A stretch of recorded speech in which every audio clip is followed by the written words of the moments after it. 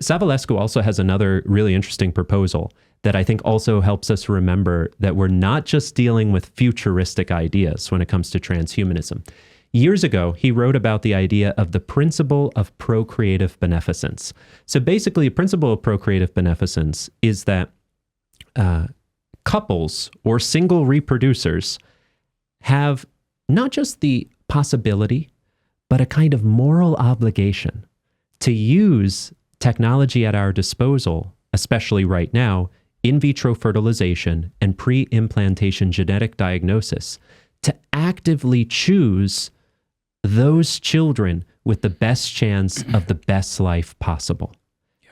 And so it is, I would argue, and others would argue, a kind of revived form of eugenics. I was about to ask that, yeah. Because yes. Before we finally upload ourselves to the Matrix, presumably we're going to, and people are living a lot longer, or if they're living indefinitely, right? How then do we regulate births? That's a terrifying thought, isn't it? Yeah. So, so this idea is, let's take a much more rational, reasonable approach, because procreation is messy. Mm-hmm. I mean, I'm not just talking about the sexual act, but the actual process of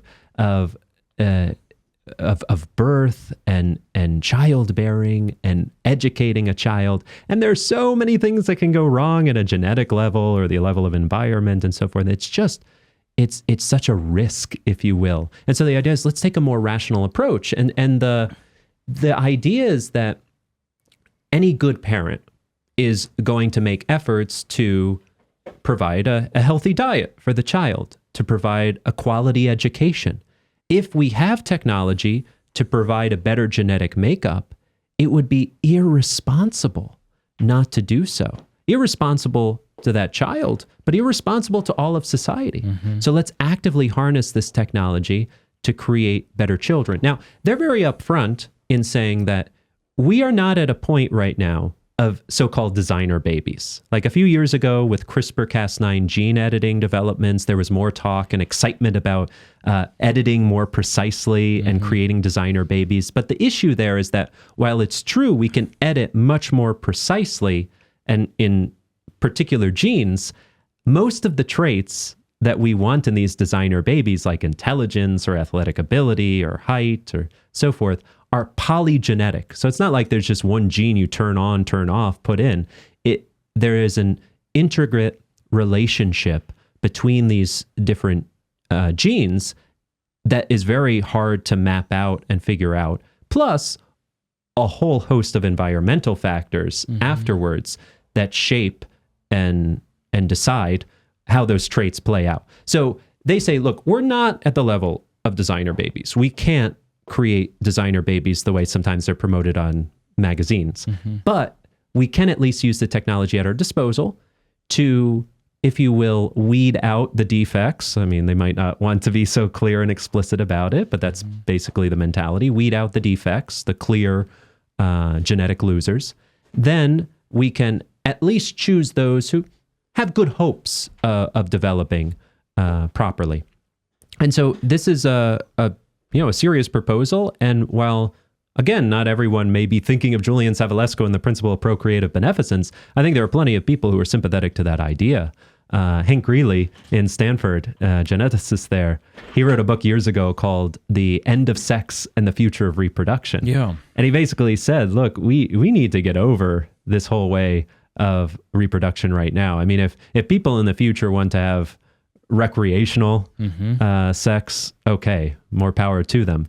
But in terms of the good of our society and the good of the future, let's be more reasonable here and let's embrace the technology we have.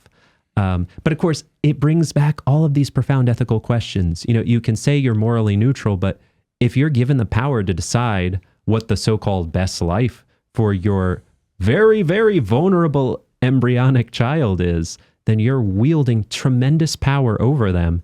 And you are making a pretty strong metaphysical, anthropological, ethical judgment. Maybe you haven't articulated it, but it's implicit in what you choose and what you do not choose. Reminds me a lot of C.S. Lewis. We mentioned him earlier, right? In Abolition of Man, he was already talking about the idea of more selective breeding back in the 40s. And he said, this dream of man's mastery over nature ends up becoming the mastery of some men over others with nature as the instrument. Yeah. So we talk about being more reasonable and rational and scientific, but in the end, it's a minority group with power exercising that power over a large, vulnerable population. Yes. And even the very notion that we can simply dispose with, abandon so many embryos in this process is already implicitly, at least, a very firm commitment to the controversial idea that these are not persons, that they do not have dignity, that they do not have value.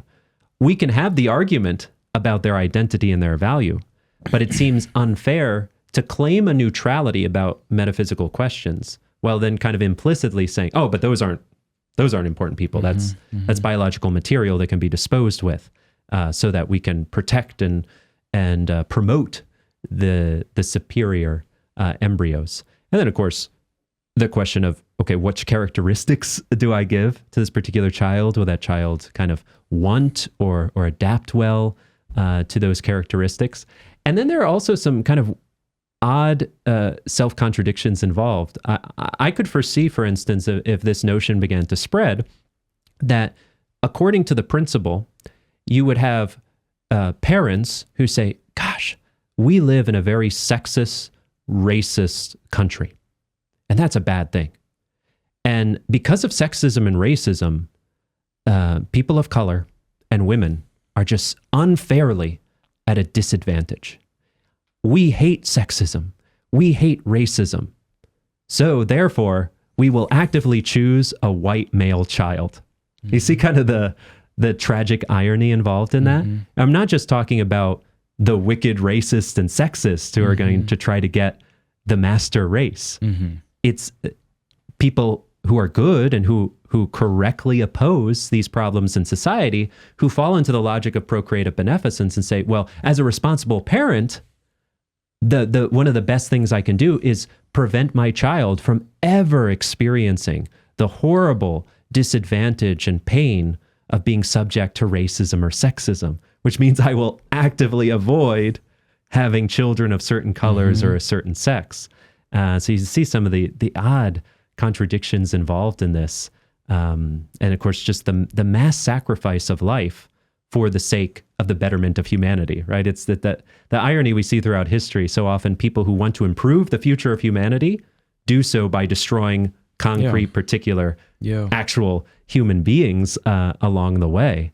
And the charge of eugenics is definitely there, but some thinkers sympathetic to this idea will say, well, yes, it's eugenics, but it's not like the bad old eugenics. The bad old eugenics was bad because you were dealing with this tyrannical government, this authoritative government that it was imposing itself on the public and trying to create a society according to its interests. Now this is liberal eugenics. And by liberal eugenics, we mean that basically we are respecting the autonomy of the reproducers in their autonomous choices about their reproductive freedom. And so it's still liberal, and it's not like the bad old eugenics. But of course, I think that the end goal is basically the same, to improve the human gene pool and to purify and improve the future species, sacrificing those perceived to be inferior along the way. And for all the talk of respect for liberal autonomy, whose autonomy, right? The autonomy of the strong, grown-up, rich people who can afford this very expensive technology, not the autonomy of the thousands, hundreds of thousands of embryos who are created and abandoned and in some cases destroyed.